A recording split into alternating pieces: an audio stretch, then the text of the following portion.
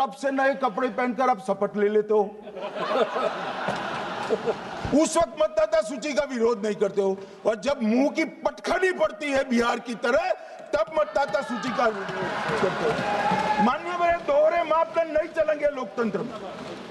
जब आप जीतते हो तब चुनाव आयोग महान है, जब आप हारते हो तो चुनाव आयोग निकम्मा है, बीजेपी का कहने पर चलता है। जब आप जीतते हो मतदाता सूची अच्छी है, मतदाता सूची अच्छी है, और जब आप हारते हो तो मतदाता सूची खराब है। मान्यवर, मुझे कोई आपत्ति नहीं, इस प्रकार का भ्रांति फैलाए तो फैलाए। मेरा दायित्व है कि इस देश की जनता को एक ड्यूअल स्टैंडर्ड की जानकारी देना, जो मैं आज इस सदन में खड़े होकर दे रहा हूं। मान्यवर, आगे पर भी मैं इस विषय को कहूंगा, और ढेर सारे आरोपों के मेरे पास जवाब है। जो 3 प्रेस कॉन्फ्रेंस में, एक सादा प्रेस कॉन्फ्रेंस, एक एटम बम वाला प्रेस कॉन्फ्रेंस, एक परमाणु बम वाला, ये तीनों में क्या हुआ, इसके सारे जवाब मेरे पास है। मान्यवर, अब ये कहते हैं कि 2-2 जगह है, 2-2 जगह मतदाता है। मान्यवर, किन किन लोगों के 2-2 जगह मतदाता, मैं इसमें जिनके नाम 2 जगह रजिस्टर्ड है उसका दोष नहीं निकालता मैं, क्योंकि एक जगह से कोई व्यक्ति दूसरी जगह गई तो 2010 के बाद इसको डिलीट करने का अधिकार आरओ के पास से ले लिया गया। इसके कारण ये विसंगतियां खड़ी हुई। किसके हैं? श्री प्रशांत किशोर जी के 2 जगह मतदाता है, पवन खेरा जी का भी है, तेजस्वी यादव का स्वयं का है, टी सिद्दीकी एनआईसी केरल के नेता का है, मान्यवर संजय सिंह आप पार्टी के नेता के हैं, एक किशोरी पेडनेकर यूबीटी शिवसेना के हैं, इनका भी है।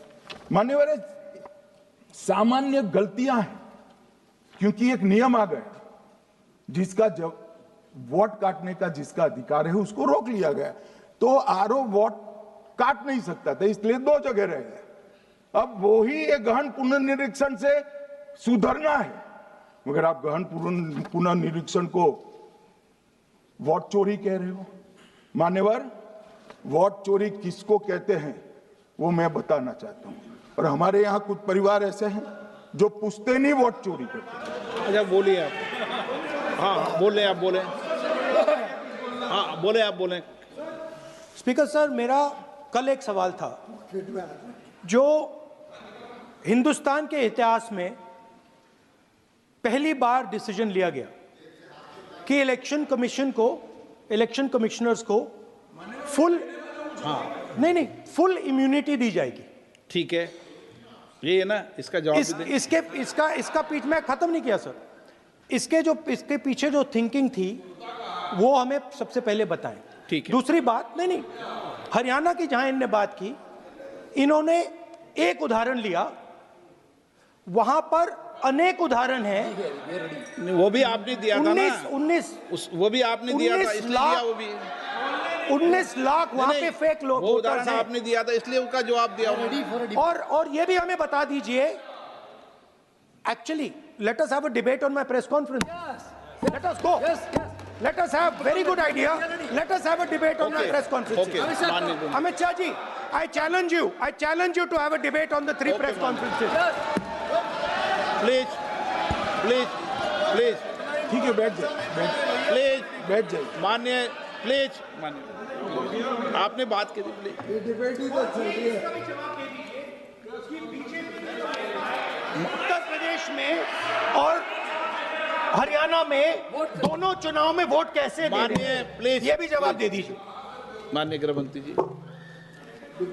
मान्यवर, पहली बात मैं स्पष्ट करना चाहता हूं, मैं 30 साल से विधानसभा और संसद में जनप्रतिनिधि के रूप में चुनकर आता हूं। मुझे लंबा अनुभव है संसदीय प्रणाली का। विपक्ष के नेता महोदय कहते हैं कि पहले मेरी बात का आप जवाब दीजिए, मैं सुनना चाहता हूं। आपकी मुनसफी से संसद नहीं चलेगी, मेरे आप बोलने का क्रम मैं तय करूंगा, इस तरह से नहीं चलेगी संसद। मान्यवर, उनको धैर्य रखना चाहिए मेरा जवाब सुनने का। इनकी एक बात का जवाब मैं दूंगा, मगर मेरे भाषण का क्रम वो तय नहीं कर सकते, मैं करूंगा क्योंकि मैं बोल रहा हूं। मन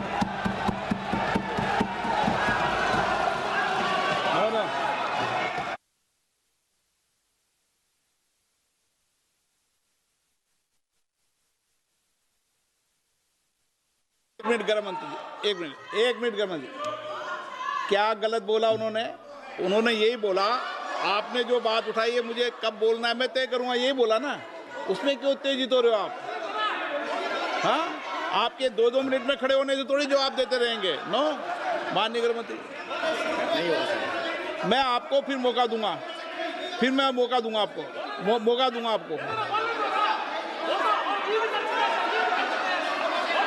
हाँ बोलिए, हाँ बोलिए सर, ये बोलिए। आपने अगर अमित शाह जी का रिस्पॉन्स देखा तो ये कंप्लीटली डिफेंसिव रिस्पॉन्स है, ये घबराया हुआ रिस्पॉन्स है, ये डरा हुआ रिस्पॉन्स है। अब सुनिए पूरी बात, प्लीज मानिए। नो, सच्चा रिस्पॉन्स नहीं है।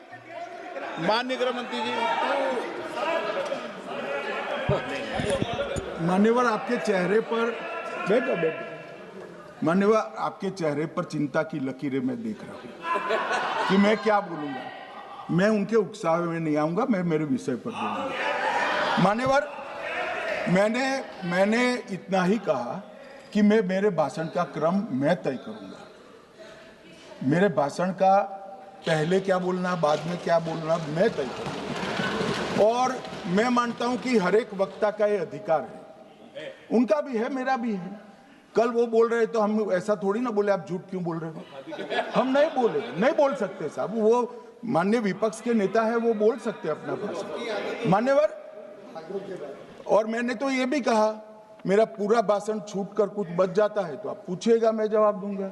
मगर अब धैर्य भी चाहिए और सुनना भी चाहिए, दोनों चीजें करनी पड़ती है। मान्यवर, वोट चोरी का कोहराम बचा। मैं वोट चोरी किसको कहते हैं वो बताना चाहता हूं। वोट चोरी के 3 आयाम हैं। एक तो मतदाता नहीं है, मतलब योग्यता नहीं है, और आप वोटर बन जाते हो तो वोट चोरी माना जाएगा। दूसरा, आप गलत प्रकार से चुनाव जीतते हो तो वोट चोरी माना जाएगा। और तीसरा, जनादेश को डिफाई करते हो, मतलब वोट के विपरीत आप कोई पद प्राप्त कर लेते हो तो भी एक प्रकार से वोट चोरी होता है। अरे सुनो ना, क्यों जल्दबाजी करते हो मानिकम, क्यों? अब मैं 3 वोट चोरी की घटनाएं बताना चाहता हूं। सबसे पहली घटना हुई आजादी के बाद, देश का प्रधानमंत्री तय करना था। तय कौन करना था? तो उस वक्त के जितने प्रांत थे, इसके कांग्रेस के अध्यक्षों ने, उनके एक वोट से तय होना था। अब 28 वोट श्री सरदार पटेल को मिले और 2 वोट जवाहरलाल नेहरू जी को मिले।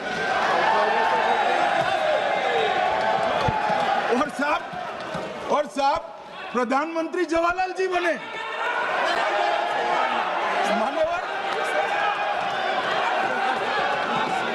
मान्यवर,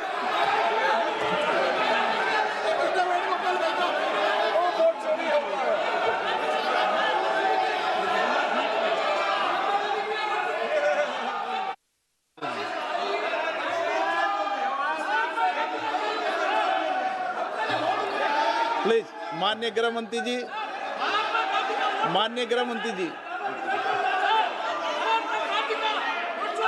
प्लीज।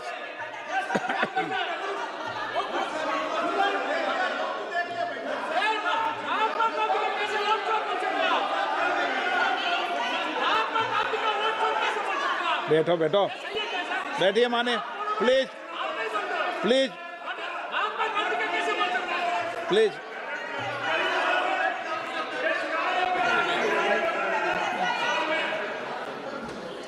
मान्यवर, दूसरी, प्लीज बैठिए माननीय सदस्य, प्लीज, हर बार नहीं उठते, बैठिए।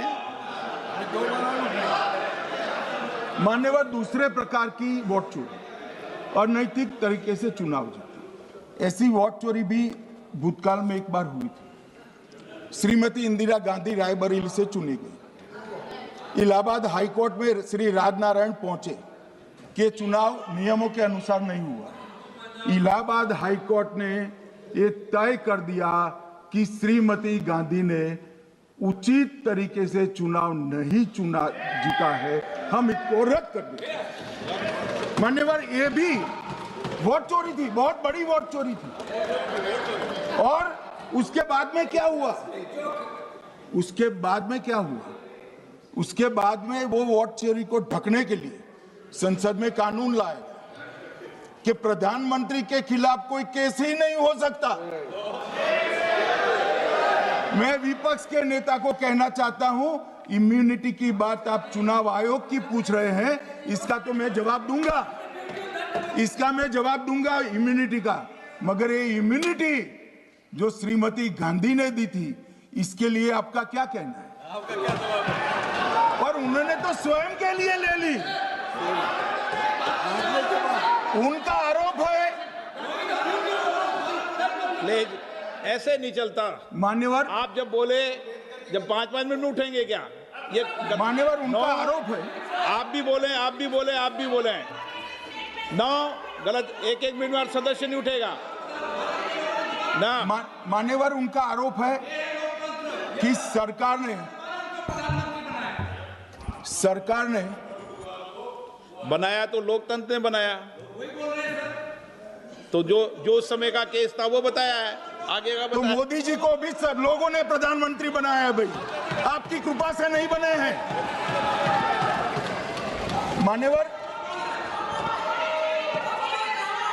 मान्यवर, नो प्लीज से मान्य तरीका ठीक नहीं है आपका, 2-2 मिनट में उठना। मान्यवर, विपक्ष के नेता ने कहा कि आपने चुनाव आयुक्तों को इम्यूनिटी दी।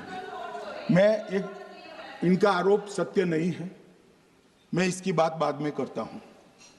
परंतु हमने तो चलो मानो चुनाव आयुक्त को इम्यूनिटी दी, श्रीमती गांधी ने तो अपने आप को इम्यूनिटी दी।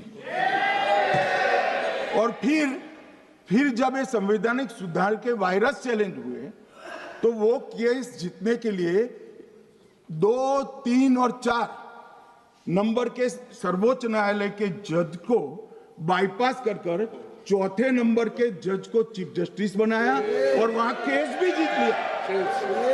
और मान्यवर, ये तो इतिहास है, कौन जुटला सकता है? इनको कोई पढ़ाता नहीं है इतिहास, ये तो इतिहास है, सर्वोच्च अदालत और संसद के रिकॉर्ड में रखा हुआ इतिहास है।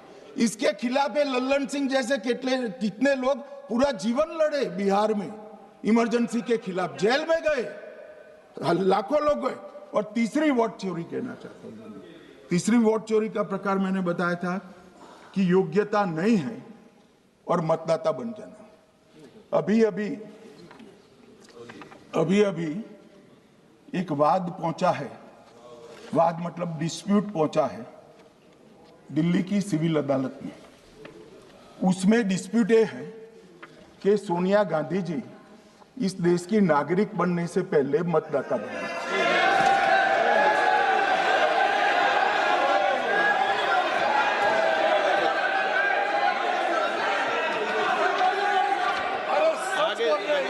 आगे सुनो, बोल क्या रहे, पूरी बात तो सुनो। मान्यवर,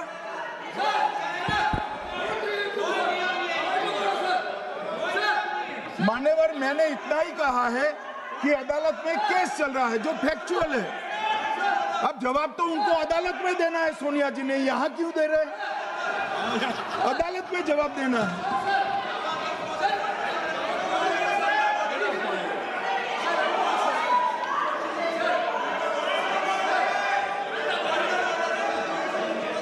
बीच के भाषण में पॉइंट ऑफ ऑर्डर नहीं होता। नहीं मुझे याद है जो माननीय सदस्य नहीं है, ये 352 ये रहा, 352 टेबल पे रहता है, मुझे वहां याद है 352। Home Minister is speaking about an issue which is pending in the court. Actually, what happens is, Rosabella told